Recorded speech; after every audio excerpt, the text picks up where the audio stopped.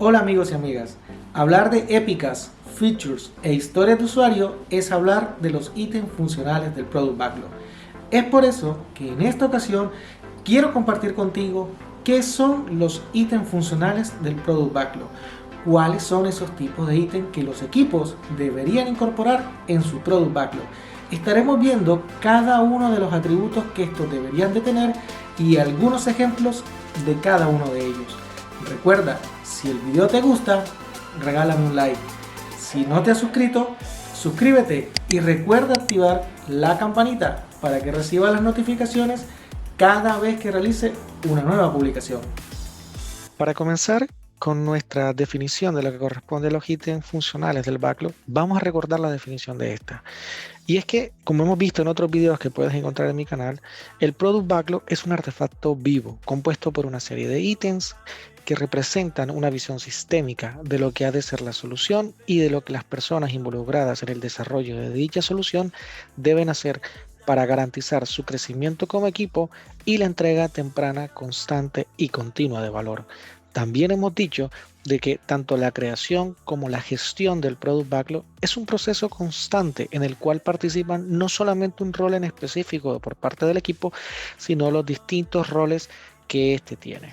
También en otro video que puedes encontrar en el canal estuve comentándote cuáles son los tipos de ítem que tiene un Product Backlog, entre los que se encuentran los ítems funcionales, los habilitadores, la deuda técnica, los ítems de mejora continua y los bugs identificados a resolver. En el día de hoy quiero compartir contigo qué son los ítems funcionales y cuáles son ese tipo de ítems funcionales.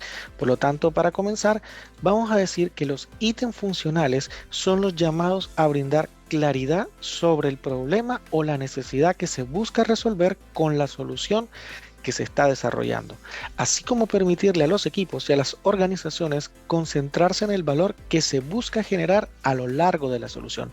Entre los distintos tipos de ítems funcionales que tenemos se encuentran las épicas, las features y las historias de usuario, siendo estas últimas las comúnmente utilizadas por los equipos, pero como podemos ver no son las únicas. Por lo tanto, vamos a entrar un poco más al detalle en cada uno de estos tipos de ítems.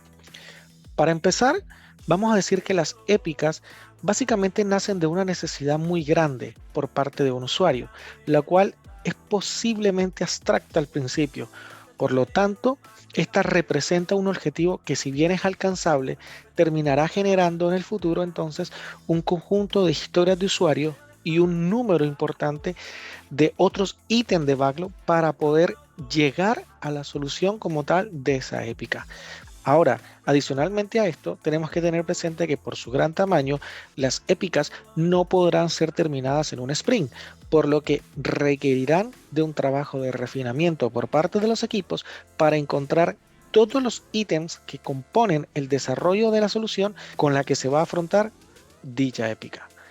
Adicionalmente, podemos decir que las épicas contienen una serie de atributos entre los que se encuentran la descripción de la necesidad, la hipótesis de beneficio para identificar el tipo y el valor esperado a generar, es decir, los outcomes o resultados que se esperan conseguir con dicha épica. Adicionalmente, como atributo se encuentra el business case, para, entre otras cosas, justificar la inversión a realizar en el desarrollo de dicha épica. Ahora, recordemos que un business case en este caso es un instrumento o una herramienta estratégica que sirve para valorar y tomar la mejor decisión de inversión en iniciativas o proyectos propuestos por los usuarios o por el negocio.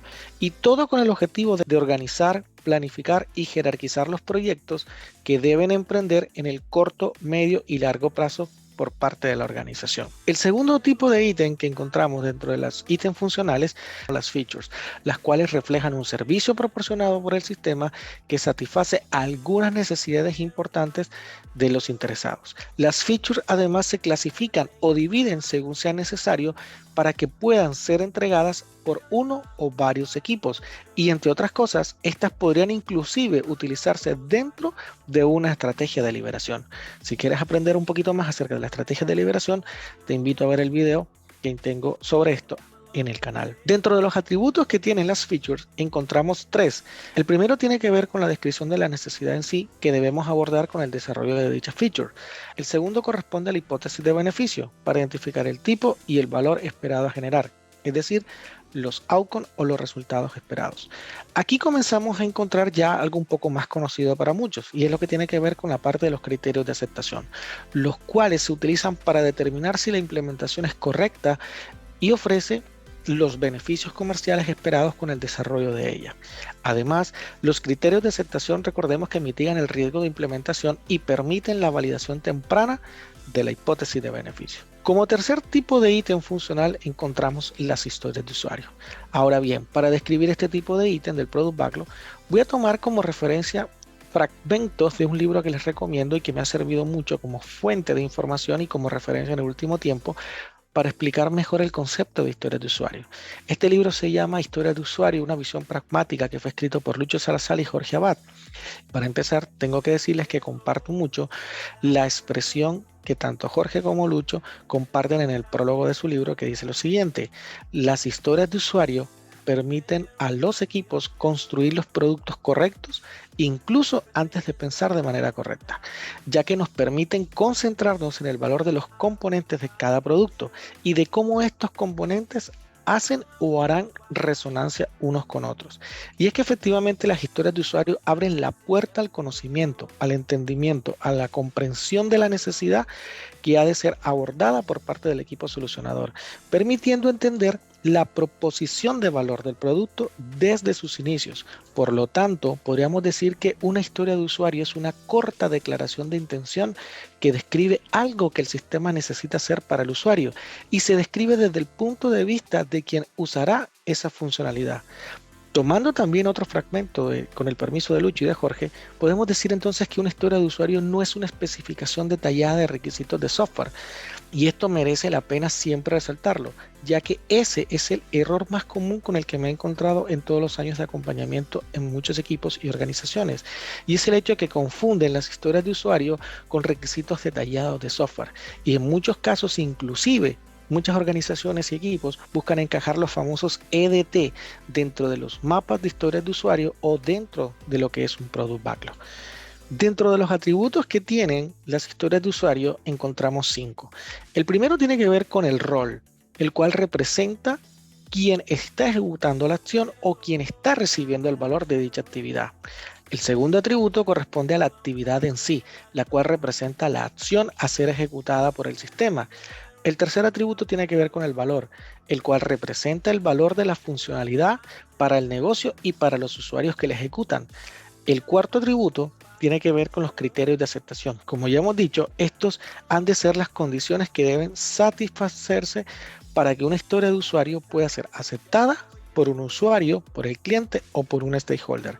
Adicionalmente, vamos a encontrar que como atributo de una historia de usuario se encuentra tanto el definition of ready como el definition of done. De las historias de usuario también podemos decir que estas deben de ser una descripción breve o una descripción corta, que debe ser fácil de entender por parte de las personas que van a abordar el desarrollo de dicha historia de usuario y que además estas deben de ser persistentes, es decir, que deben de ser de franca recordación por parte del equipo después de ser realizada su comprensión. También de las historias de usuario podemos encontrar un concepto muy interesante que tiene que ver con las famosas 3C, dentro de las cuales se nos plantea, por ejemplo, que una historia de usuario debe ser lo suficientemente pequeña para que quepa en una tarjeta, que debe ser parte de una conversación existente entre la persona que tiene el conocimiento de la necesidad y quien va a abordar el desarrollo de la solución de la misma. Y por último, la parte de la confirmación, es decir, de la comprensión del entendimiento como tal de la necesidad. Otro punto a tener en cuenta es que una historia de usuario no debe ser recortada por la capa de arquitectura solo porque la entrega así será mucho más fácil. Por el contrario, recordemos que una historia de usuario es algo que genera valor. Por lo tanto, hemos insistido mucho en que las historias de usuario no existen dependiendo de una capa o dependiendo como tal de una actividad. Por el contrario, estas son totalmente transversales e incluyen diferentes puntos o entes que intervienen tanto por parte del equipo o por equipos externos.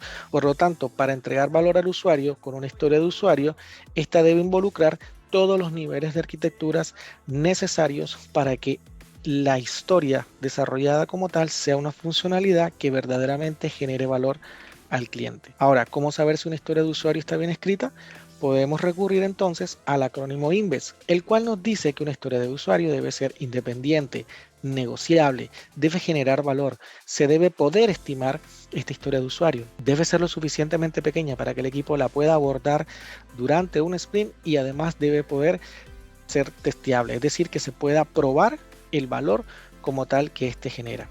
Una pregunta muy interesante que nos debemos hacer es ¿cuándo está finalizada entonces una historia de usuario? Básicamente podríamos decir que existen 4 puntos claves que deberíamos de tener en cuenta para saber si una historia de usuario está o no finalizada. La primera es saber si esta cumple con los aspectos funcionales por los cuales fue creado. La segunda, si cumple con los criterios de aceptación y de pruebas que fueron establecidos para esta historia de usuario. La tercera, si ya fue desplegada o se encuentra funcionando en un ambiente determinado. Y la cuarta, si ya fue aprobada y certificada tanto por el equipo como por parte del Product Owner o en su defecto por el usuario final. Aquí un ejemplo sencillo de lo que es una historia de usuario, donde podemos observar que en la parte superior es el cliente el que está manifestando una necesidad que tiene de investigar los valores de los tiquetes aéreos. Y vemos una manera sencilla de describir unos criterios de aceptación. Este ejemplo es un ejemplo, como les comentaba, bastante sencillo para demostrar una necesidad que tiene una persona en un momento determinado. Algo adicional que quiero compartir contigo es que existen diferentes modos de representación de las historias de usuario. El primer modo de escribir una historia de usuario se conoce con la descripción solamente del título, es decir, donde a través de una frase logramos entender como tal la necesidad. El segundo tiene que ver con el título y una descripción propuesta bajo un formato que nos expuso Maicon, en donde se nos establece que a la hora de escribir una historia de usuario deberíamos utilizar el formato como deseo para, es decir, como, que sería en este caso la persona que va a recibir el valor del deseo representa la necesidad como tal que tiene y el para representa entonces el para qué se debe abordar o se debe desarrollar dicha historia de usuario. El tercer modo de escritura de historia de usuario es básicamente cuando se tiene el título de la historia y tenemos un boceto de representación de esta. Por lo tanto, como podemos observar, esta viene mucho de una conversación dada y en donde las anotaciones se toman a manera de dibujo o de boceto en el cual comenzamos a plasmar un poco la idea de cómo puede comenzar a dársele solución a dicho problema. El cuarto modo de escritura tiene que ver cuando establecemos el título, la descripción que nos propone Maicon y comenzamos a definir los criterios de aceptación en modo prosa. La quinta forma es básicamente muy parecida a la cuarta, con la gran diferencia de que la escritura de los criterios de aceptación ha de realizarse en modo BDD, es decir, cuando utilizamos el formato dado cuando entonces, lo cual representa la ejecución de una acción por parte del sistema al momento de realizarse una acción determinada. También es importante tener en cuenta a la hora de ver estos distintos tipos de representación de las historias de usuario que dependen de diferentes factores, entre los que se encuentran, por ejemplo, la madurez que pueda tener el equipo. Para equipos mucho más maduros, los modos 1 y 2 y quizás hasta el tercero pueden ser mucho más utilizables, dado que estos se sincronizan, se alinean y tienen conversaciones mucho más profundas para entender las necesidades. Para equipos un poco más inmaduros o que están comenzando, los modos 4 y 5 son los más comunes, dado que se requiere un poco más de especificación de la necesidad y de aquellas cosas que se deben de cumplir para poder considerar que la solución fue satisfecha con el entregable. También hay que tener en cuenta que dentro de esos factores existen las organizaciones, ya que no es lo mismo cuando se hace un desarrollo in-house para una empresa pequeña, a diferencia de cuando se hace para una empresa un poco más grande, como por ejemplo una institución financiera. Aquí podríamos observar un ejemplo sencillo de cómo los distintos tipos de ítems funcionales se mapean dentro de una solución. Podemos ver, por ejemplo, que en este sitio web encontramos que representa la épica como la parte superior. Podemos ver también las features como esas agrupaciones que comenzamos a hacer de las funcionalidades específicas que van a satisfacer las necesidades. Y encontramos las historias de usuario ya específicamente con una necesidad puntual que va a ser abordada. Recuerda que puedes conseguir mis libros en Amazon, tanto en formato físico como en formato digital. De igual forma, Te invito a que me sigas en las distintas redes sociales y no olvides suscribirte a mi canal, darle like a este video si te gustó y activar la campanita para recibir las notificaciones cada vez que publique un nuevo video. Una vez más, gracias por tu tiempo.